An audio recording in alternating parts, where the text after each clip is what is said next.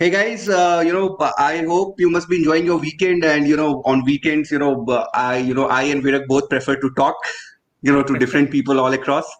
And since we both are into sales, and Virag has been doing it for the past 10 years, and I've been doing it for the past 4 5 years.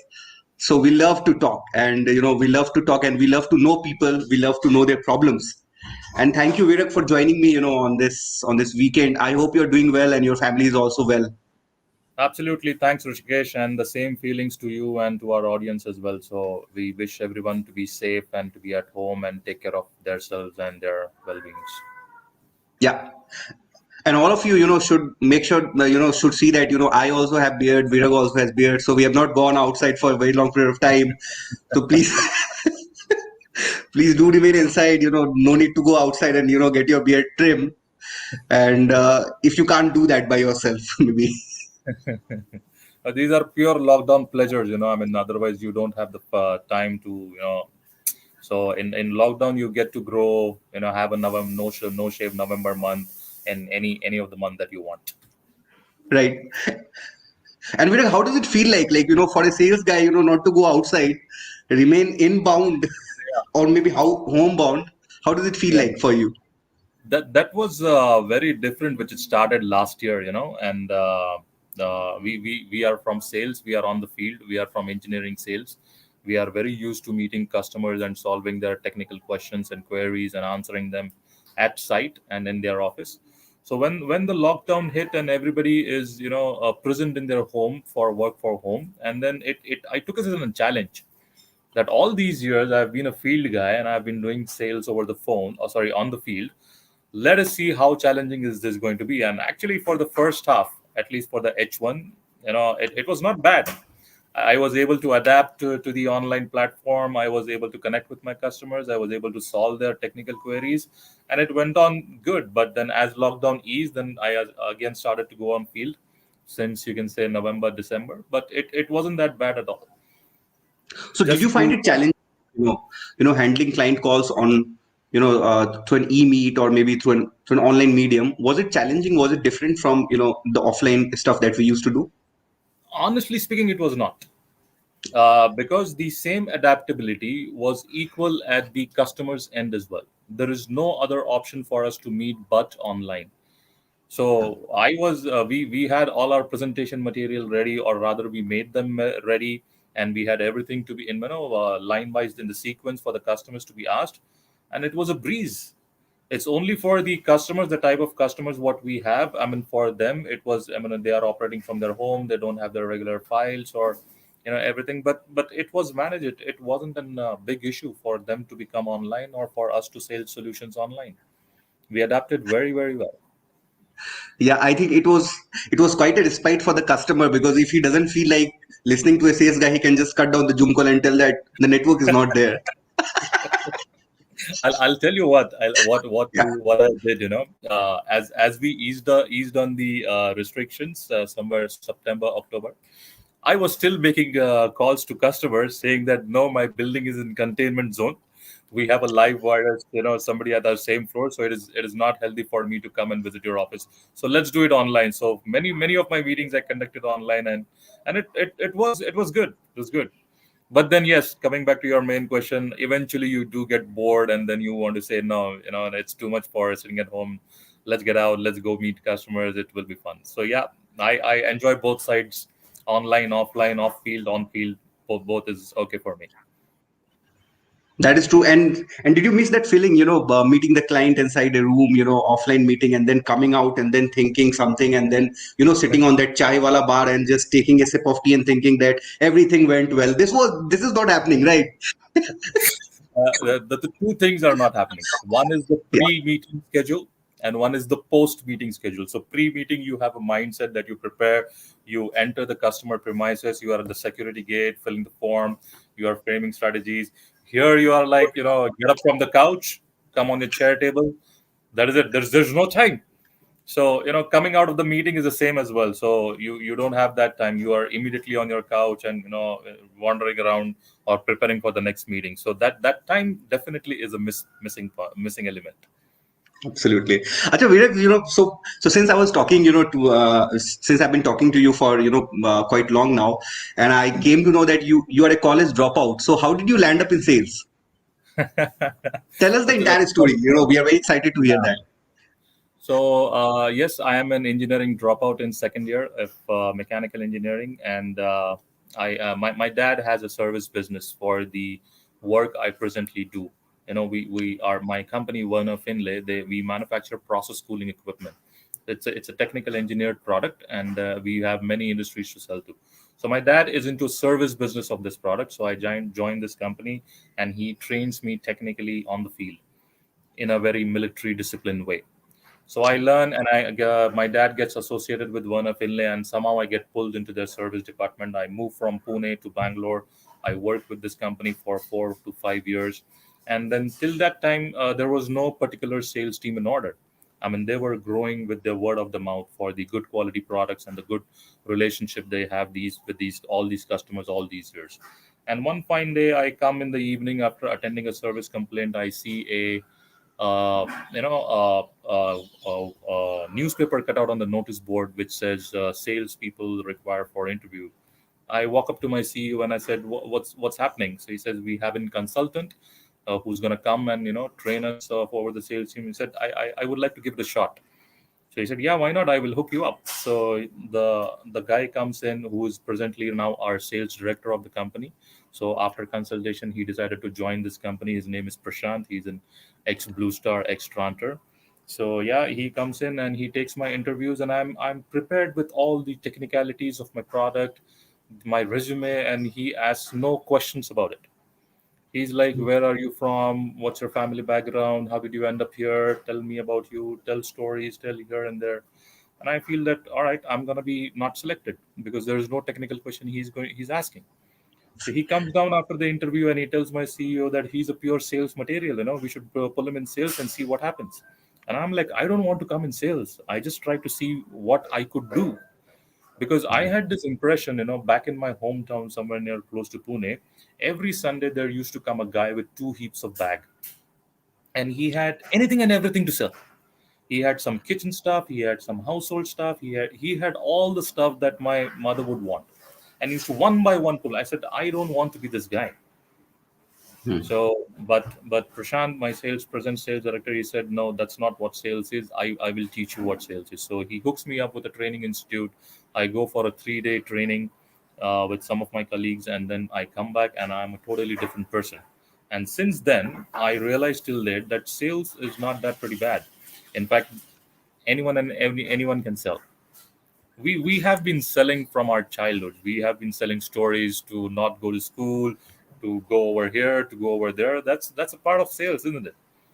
So that's how I get pulled into sales, and so far today, I must say I'm heartily enjoying. I mean, thanks to my peers who saw that kind of an element to pull me from service to sales, and I'm enjoying sales today. So when did you leave your college? First year or second year? Second year, I would say.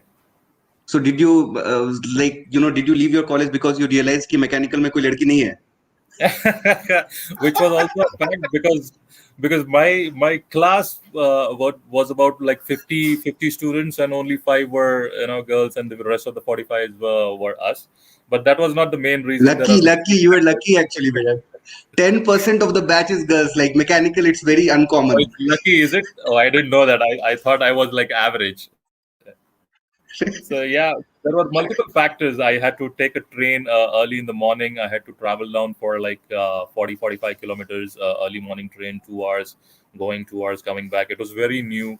And by the way, I'm very studious. I was very studious in 10th and 12th. I scored distinction in my 10th. I was awarded with good English score, the topper in English. And in maths, I was pretty good. So for some reason, this engineering bookish knowledge did not go through me. So Right, my sir. all my colleagues who have been there in the same department, even some of them are in banking. Nobody's really doing an engineering stuff. I'm the one who got out from there and again is back into an engineering firm. So yeah, it's funny. It is funny. Yeah. So Virag, so have you done only B2B sales, or you have been into B2C as well?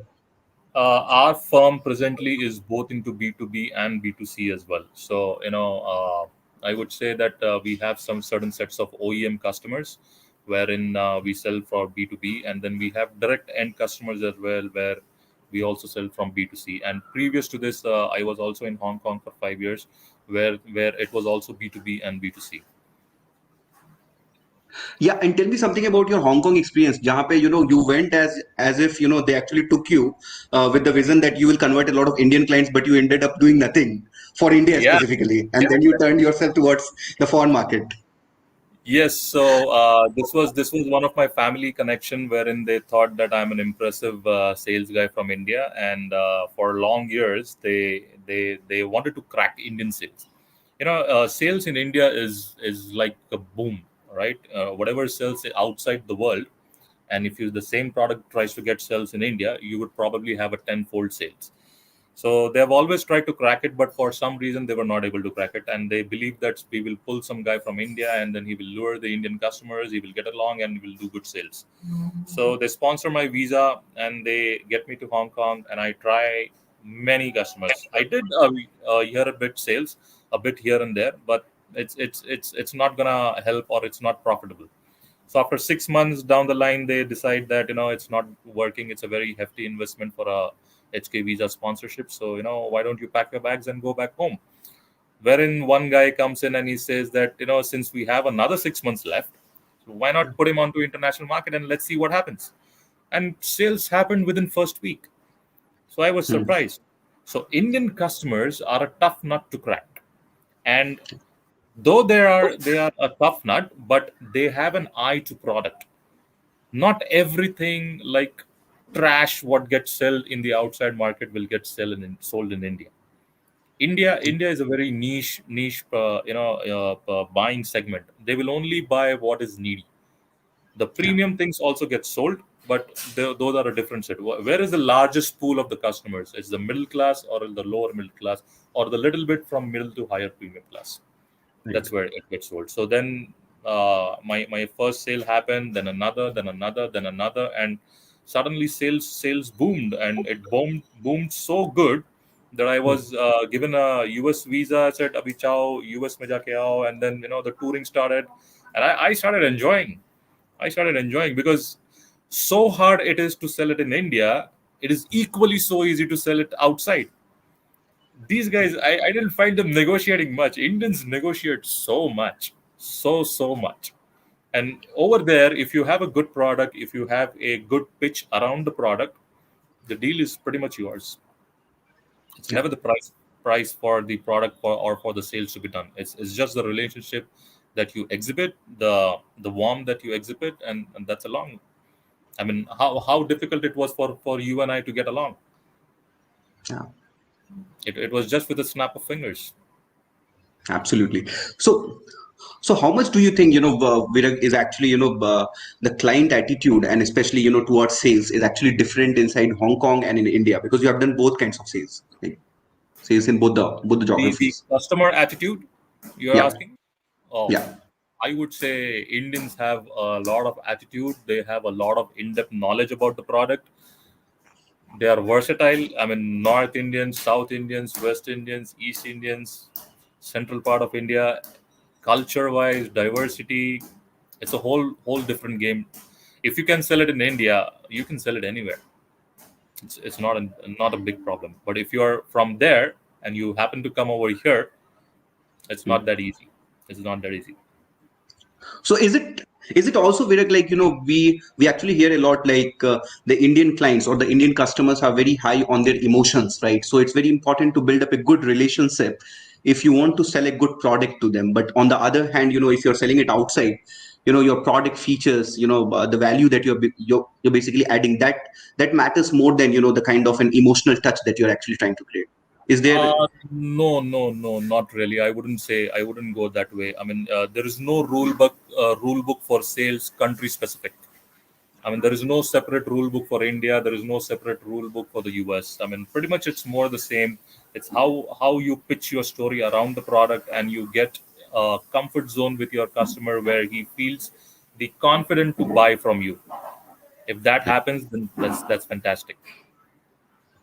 So didn't someone tell you over there like you're an Indian? So why are you telling it in my territory? Absolutely, yes. I was called. My English wasn't great. I wasn't looking very good as well. The attire, what I used to wear, everything, nothing matched. Nothing just matched.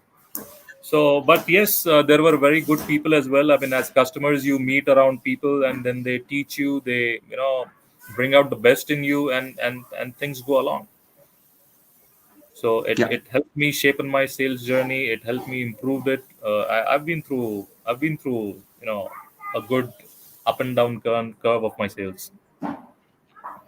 And we, for sales guys, targets are like sacrosanct. Like, you will get targets, you have to achieve it. You'll have a sales quota that you have to achieve. So how often, do you feel bad if you have not attained a sales quota, and how do you manage that emotions, which is always there around? Hi. Hey. They're laughing. Okay. So yeah, sales quota. I would say that for the past 3 years, I haven't been hitting my sales quota, but I have been coming very close to. So I would say that sales quota, sales target should not be taken as a baggage or a luggage over your head, over your shoulders. I mean, I like to plan it reverse. If I Right. say, for example, get a figure of just for discussion's sake, for Indian currency, 12 crores, right? So in 1 year you have to do 12 crores. I start to do the reverse planning. So every month, on an average, you have to hit 1 crore of sales quota. And then depending upon the number of products that you are handling, I mean, of course, there is no sales guy selling only one product. There are multiple SKUs, there are multiple bombs and whatnot things. So I try to defragment, or segregate the cost and the values for each product. And then there is territory division, there is product division, there is value division. And then accordingly you break it in small pieces, parts and pieces. And then as you go along, as you stretch along for the first month, for the first 2 weeks, or the first couple of months, then you come to analyze that which particular product is doing well, which particular product is not doing well, which particular territory is doing well. But of course, all months are not the same. So it's very, very difficult to plan a trajectory and then come with a conclusion that which product would do well. So you have to consistently keep on adding customers. You have to consistently do your conversions and come to the average number, which is 1 crore a month, or try to surpass it, because there will be some months which you will not hit your quota with. And then more or less come. I'm sure pretty much most of the organizations will be happy if you come near to your quota, because the sales targets, I feel that's always a little bit blown up. So as long as you come up nearer and have good profitable numbers and have not much of a mess in your sales career, I think you should be fair. You should be happy with it, with what you have done. Right. So you have been into sales for, more than 10 years now. So what do you think are, the important traits of a good salesman, especially for the B2B sales part, if I have to ask you? B2B sales part, important sales is you have to be dedicated and you have to be well presented and well communication. The top three things that I would say. So, good dedication meaning something like you have to be very timely.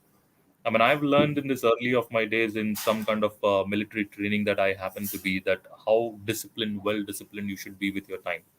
And I've had this one good example taught by my sales director, where he gave us an example, a live example. He called up a random company and asked for their product details, and within the next minute, the product details flew by email. And we called another company, and that details, after 2 days, there was no call, there was no reply. So this dedication, time dedication, definitely helps. And you need to be a very good presenter as well. I mean, your audience or your customer needs to be glued to what you are saying. They need to listen to you, they need to hear you out, they need to give you the time. So you have to exhibit some kind of vibrance where they tend to listen to you. That is very important, because most of the customers that all the salespeople try to call will not give you the time. So to get that time, you need to exhibit some qualities. And what could be those skills? You need to be a good orator, you need to be a good communicator, and you need to present your product well. If they hear you out, they will be with you. If they don't hear you out, they don't like to hear it, there is something that you need to develop. So that's where I would bet my money on. Right. And you must be doing a lot of cold calling. So do you want to share some tricks, like, how to get an appointment in a cold call? Honestly, this year I haven't been cold calling. There was too much on my plate, so I my focus was purely on conversions. But yes, there was a time in the same company four years back when I rejoined in 2014. There was not much of a business, and I used to cold call a lot. In Hong Kong, I used to cold call much more larger than this. So yes, cold calling tricks is it's a persistent effort. What happens is we get demotivated very soon, and very Yeah. soon is, I would say, like 50 100 calls we have made and there is no result. Nobody calls you back, nobody places an inquiry. That's too soon. You will have to make some 500 calls, I would say, for good 2 to 3 genuine inquiries that would get closed. You I mean when I research on Google, and I want to find some competitor to my existing customer, I go up to almost 20 Google pages, the first 20 Google pages by each city. So if I have to find a new customer in Mumbai, I will hit Mumbai with the product keywords of mine, and I will go to 20 pages of Mumbai, 20 pages of Pune, 20 pages of any other city that you want to call in Maharashtra, and then all the states, all the territory that you have to bring in, and then you gather a good set of 50, 70 customers, and then start calling in. And what's the ratio conversion? I mean, most of the time they will not be the right persons picking up the phone. I mean, you try to get their email ID, again they will not be the right persons. Even if you hit the right person, they will not take your call. If they take your call, they will not listen to you. Then you write a nice email. It goes on. But you keep doing that over a period of time, again repetitive.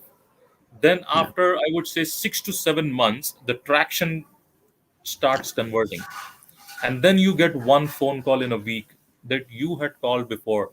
So whatever you do definitely gets noticed. The issue is, how do they remember you so that they Right. call you back when the requirement comes for them? Most of the time, salespeople will call a customer and they would not have a requirement. Again, the sales person gets demotivated and he never calls the same customer back. So Absolutely. you Right. you have to be in his side. Like they say, out of sight is out of mind. So you have to be within the customer's visibility, Yeah. considering that the customer will call you whenever he needs you. It's like when we walk to a store, you want to pick up a shirt, and when you walk inside, the sales representative comes, "Can I help you?" And most of the times, if you say no, we don't want your help. So let him look around. The store is open. He's walked into your store, but be somewhere. Whenever he just signals that he's looking for somebody, then that's the key moment that you jump in and then strike a conversation and then try to convert a sale. Right. So Virag, in this career, you must have faced a number of bosses, right? And bosses are of different types. Like your managers will be of different types. They will have different traits altogether. How do you handle, different bosses? And what is your key to that? Like, so how do you understand their motivation, basically? Different bosses. I mean, are you terming it as a bad boss and a good boss? No, no, no, no, no. I You're believe not. there's no good, there's You're no bad. trying to Yeah. play safe. You're trying to play safe, isn't it? So, for any salesperson, different bosses are very good. I mean, I don't recommend to work under one boss at all, because your sales is something that it's not predefined. You have to interact with different types of people, different kinds of people, different people from different geographical locations, and that is where in the sales skill develops. So I have worked under a couple of few bosses, where I've been pretty happy with them. Some of them were very mean. Some of them were very highly disciplined, but all those skills and qualities have come into me. So I would say that, even though if you don't want to ask the question of a bad boss and a good boss, I would say bad bosses are really great. I'm one of the bad bosses as well. So I have a junior team, and none of my junior team likes me. None of them likes me. I will admit it on a live YouTube session. But yeah, there have been some people in the past who say that because of that harsh training or a hard training today, what I am. So bad bosses ask you to be, they will ask you to submit a report 5:30 in the evening when you're about to leave. So picking up on their cues, and if you read them well, And if you try to prepare a data, those are the bosses who will actually push you to the next level. So temporarily satisfying their ego will get you higher grounds very soon. And what do they ask? I mean, if they get something personal or something like that, then that's a no. Then it's time for escalation to the right boss. Hmm. But if it is a grind, every sales guy, if he she doesn't go under the grind, you will not the diamond will not be polished. So the diamond needs to get polished. The grinding is a little bit necessary, I would say. It's not a easy journey that you read by the book and then, oh yeah, done, I'm a successful salesperson. No, it doesn't happen that way. Yeah. And talking about B2B sales, the sales cycle is usually a bit longer, like maybe 1 month, 2 months, or maybe 3, 6, 9 is what we say. And many a times we lose deals as well, right? And that is the time when it's very important for us to do the failure analysis. So how important is this failure analysis, and how can one, go about properly doing the failure analysis, like why, some deal actually fell through? So there is no company or a salesperson in the world who has not lost a deal. Right, that's true. There's nobody. So failure is a integral part of a sales journey, both for the employee and for the organization as well. And it is failures that actually sharpen you how not to lose a deal the next time. So failure analysis should be definitely done. Of course, there are sometimes good failures and bad failures as well. Bad failures are due to lack of focus, lack of visibility, lack of preparedness, or just laziness. If Yeah. that happens, then that failure analysis is much more required. For the good failures, I would say that it was not beyond your control. The customer was already comfortable with another supplier. I mean, certain factors which are not in your control. So there is also a good analysis that let's try to develop a rapport. If he's not your customer today, definitely tomorrow he can be, because there will be some time when he needs something and when his regular supplier is not available. So if you are within his visibility, you will definitely get a call. So a failure analysis is much more important, but should not be taken very seriously that you get demotivated. It's for motivation. So this particular deals we were not able to convert. Let's put some flag on it. I would not say a red flag. Let's put a flag on it and let's keep it in our visibility so that we try pitching him, we try hitting him, and then someday, and we'll be patient. Hmm. Someday, some week, some month, some year, he's going to turn to you. But you have to keep pitching him continuously. So it doesn't matter if you have lost a deal. It doesn't matter if you have failed in your early years of success. Just forget it. Just forget it and keep on get a new customer, and you will be back soon. Yeah.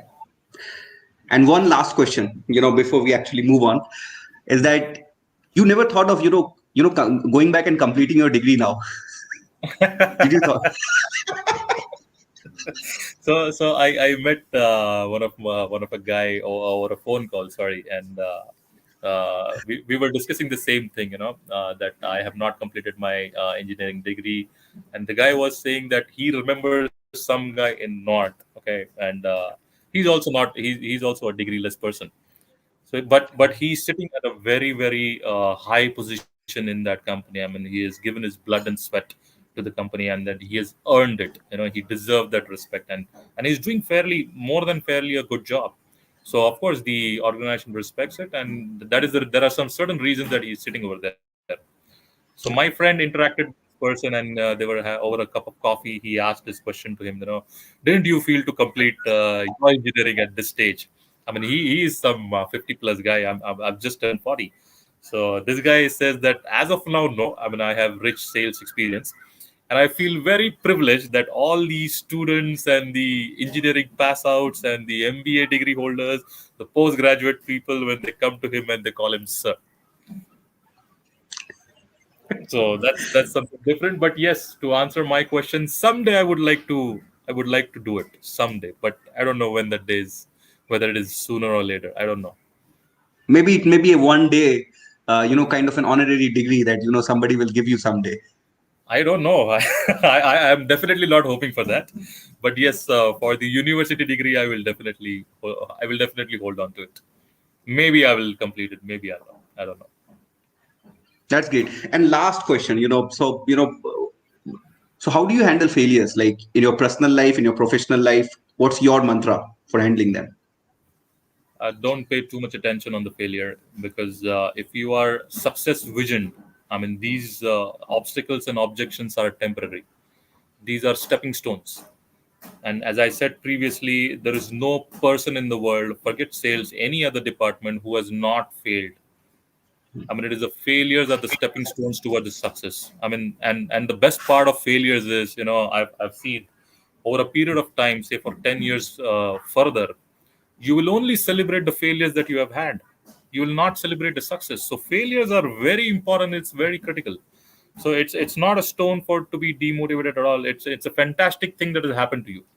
Believe me, I can give it to you in writing. Failure is a fantastic thing.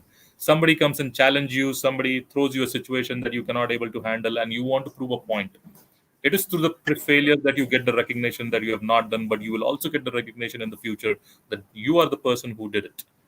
So failure is very important. I mean, I bet that all of us go through failures so that we shape on ourselves and we get the best out of it. So F for failure, F for fantastic, and F for fun. Absolutely. So have fun with failures. Have fun with failures. Absolutely. Great, Virag. So it was nice, having a conversation. And guys, we'll be back again, next week, Saturday on the same time, 6 o'clock, with another set of questions and somewhat more interesting and somewhat more comedy in that as well. Sure. So till then, stay tuned. And thank you, Virag.